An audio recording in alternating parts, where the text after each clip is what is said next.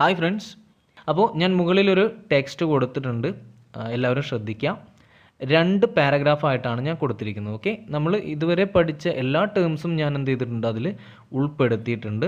നിങ്ങൾ ചെയ്യേണ്ടത് മുകളിലുള്ള പാരഗ്രാഫ് വായിക്കാം. ഓക്കെ, 2 പാരഗ്രാഫ് ഉണ്ട്. അതിൽ നമ്മൾ പഠിച്ച ടേംസ് അല്ലാണ്ട് വേറെ ഒരു ടേമുകളും ഇല്ല. ഓക്കെ, അപ്പോൾ എന്ത് ചെയ്യണം, നിങ്ങളിത് വായിക്കണം. വായിക്കുമ്പോൾ നിങ്ങൾക്ക് തന്നെ ഇപ്പം ഞാനത് എക്സ്പ്ലെയിൻ ചെയ്ത് തരേണ്ട ആവശ്യമൊന്നും ഉണ്ടാവില്ല. നിങ്ങൾക്ക് ഓൾറെഡി അറിയാവുന്ന വേർഡ്സ് തന്നെയാണ് എല്ലാം. ഓക്കെ, അപ്പോൾ നിങ്ങൾ എന്ത് ചെയ്യണം, ഇത് വായിക്കുക. I went to Calicut yesterday, I met my friend Rahul. Okay, നിങ്ങൾക്ക് രാഹുൽ എന്ന് പറഞ്ഞിട്ടൊരു ഫ്രണ്ട് ഉണ്ട്. ഓക്കെ, കാലിക്കറ്റിൽ. അപ്പോൾ എന്ത് ചെയ്തു, നിങ്ങൾ അദ്ദേഹത്തിൻ്റെ വീട്ടിൽ പോയി അദ്ദേഹത്തിൻ്റെ വൈഫിനെ കണ്ടു. എന്നിട്ട് അദ്ദേഹത്തെക്കുറിച്ച് പറയുന്നു.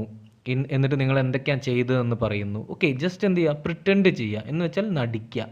ഇംഗ്ലീഷ് പഠിക്കുന്നതിൽ നമ്മൾ ഏറ്റവും കൂടുതൽ ചെയ്യേണ്ട ഒരു കാര്യമാണെന്ത്, നമ്മൾക്ക് അങ്ങനെ ഒരു സിറ്റുവേഷൻ ഉണ്ട് എന്ന് നമ്മൾ പ്രിറ്റൻഡ് ചെയ്യുക. ഓക്കെ, എന്നിട്ട് വേണം എന്ത് ചെയ്യാൻ, പ്രാക്ടീസ് ചെയ്യാൻ. എങ്കിലേ നമുക്ക് എന്ത് കിട്ടത്തുള്ളൂ, ഒരു പ്ലാറ്റ്ഫോം അവിടെ കിട്ടത്തുള്ളൂ ഇംഗ്ലീഷ് സംസാരിക്കുന്നതിന് വേണ്ടിയിട്ട്. ഓക്കെ, അപ്പോൾ അത്തരം ഒരു ആക്ടിവിറ്റിയാണ് നമ്മൾ ചെയ്യാൻ പോകുന്നത്.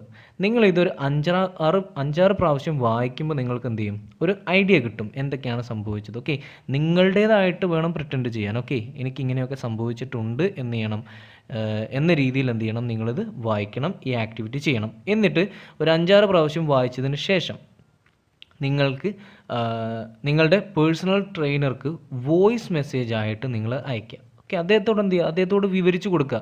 Hi sir, I went to Calicut yesterday, I met my friend Rahul, I went his home. Okay, I met his wife. ഇതിൽ ഇനി ചില സെൻറ്റൻസുകൾ നിങ്ങൾ വിട്ടുപോയാലും കുഴപ്പമൊന്നുമില്ല കേട്ടോ. Just try. ഓക്കെ, നമ്മളിത് ജസ്റ്റ് ട്രൈ ചെയ്യുകയാണ്. നമ്മളെ കൊണ്ട് പറ്റും എന്ന രീതിയിൽ എന്ത് ചെയ്യുക, നമ്മളൊന്ന് ട്രൈ ചെയ്യുക. എന്നിട്ട് നിങ്ങളുടെ അസൈൻഡ് ടീച്ചർക്ക് ഒന്ന് അയച്ചു കൊടുക്കുക.